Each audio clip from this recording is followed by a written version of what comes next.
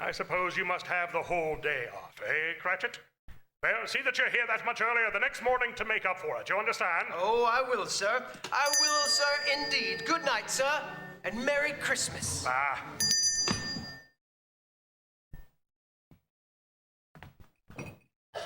The office was closed in a flash, and Bob Cratchit, with the long ends of his woolen coat dangling below his waist, went down a slide on Cornhill 20 times in honor of it being Christmas Eve.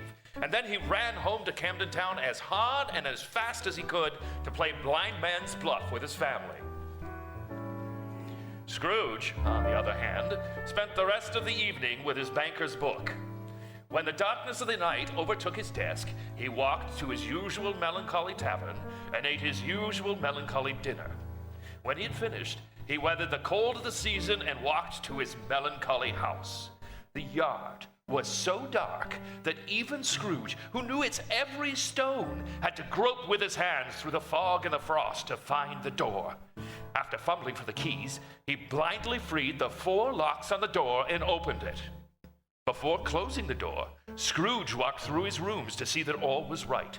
Sitting room, bedroom, living room, all as they should be. Nobody under the table, nobody under the sofa. The door to the cellar locked. Small fire in the grate of his bedroom. A saucepan of gruel at the ready near the hearth. Nobody under the bed. Nobody in the closet. Satisfied, he closed the door and locked himself in.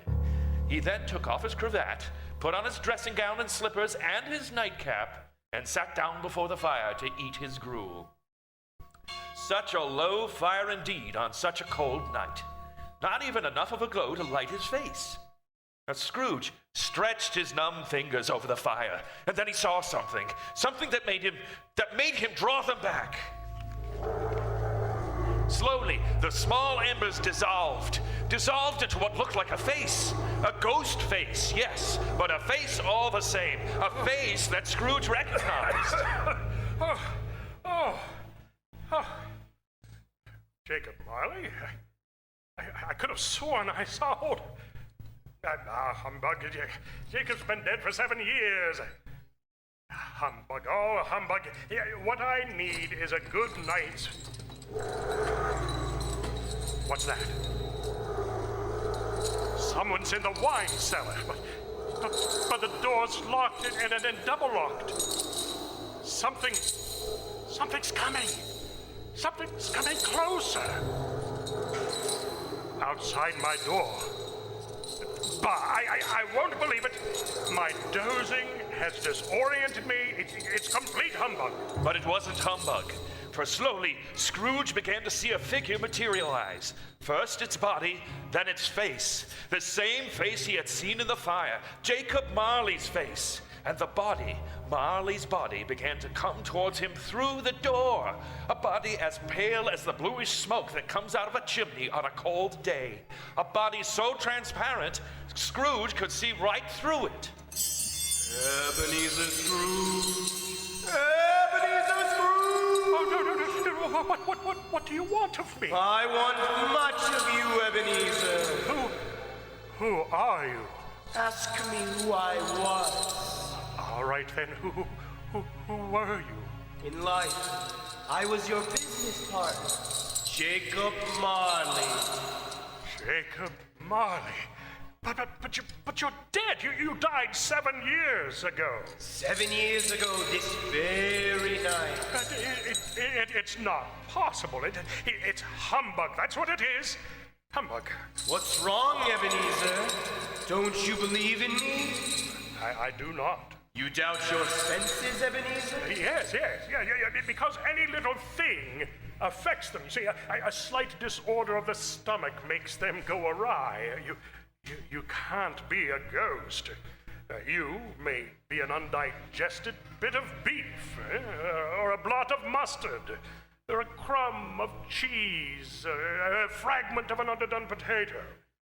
There may be more gravy than grave about you, whatever you are. Humbug, I tell you, humbug. The spirit began to take the bandage from around his head as it were too warm to wear indoors. Its lower jaw dropped to its chest. Oh! Now do you believe in me, Ebenezer? I do. But you are a ghost, Jacob. But why do you walk the earth, Jacob? Why do you come to me? It is required of every man that the spirit within him should walk abroad among his fellow men and travel far and wide to witness what it cannot share, but might have shared on earth and turn to happiness. But tell me, Jacob, what is this chain that you wear around you? I wear the chain I forged in life. I made it link by link and yard by yard by my own free will.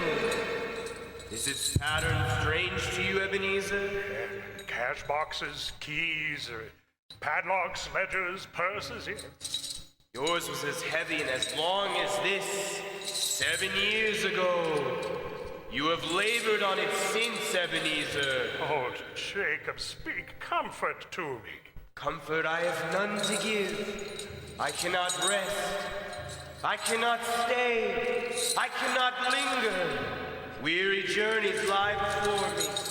You travel fast? Yes, Ebenezer, on the wings of the wind. 7 years dead and traveling all this time. 7 years, Ebenezer. 7 years of remorse. Ebenezer, do you know that no space of regret can make amends for one life's opportunities misused? But you are always a good man of business, Jacob. Business? Mankind was my business.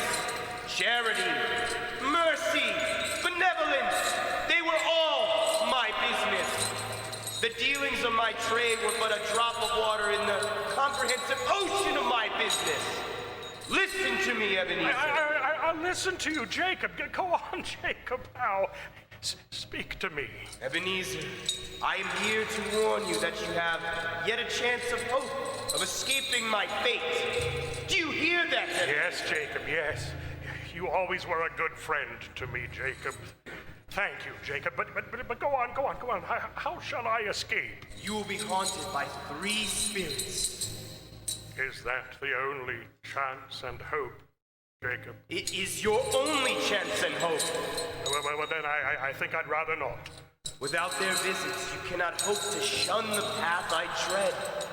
Expect the first tonight, when the bell tolls 1. Expect the second, at the stroke of 2.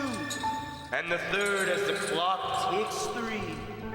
Ebenezer, look that for your own sake. You remember what has passed between us. Remember, when the bell tolls 1, look for the first spirit. Marley. Jacob Marley.